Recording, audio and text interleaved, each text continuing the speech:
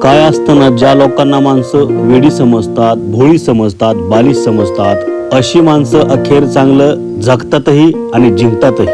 पण जी माणसं स्वतःला शहाणं समजतात, कांड करतात, एखाद्याच्या मागणं काड्या करतात किंवा एखाद्याला फसवतात, अडवणूक करतात, लुबाडणूक करतात, गेमा करतात, अशी माणसं नीट सुखानं जगतही नाहीत आणि जिंकतही नाहीत.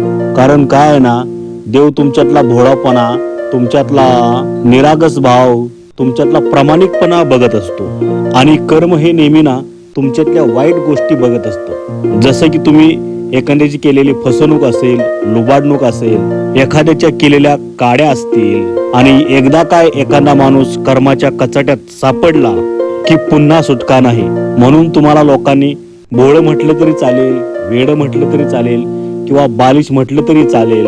काय ना, आजपर्यंतचा इतिहास आहे. वेड्या माणसाने इतिहास लिहिलाय आणि शहाण्या माणसाने तोच इतिहास वाचलाय. बरोबर आहे ना?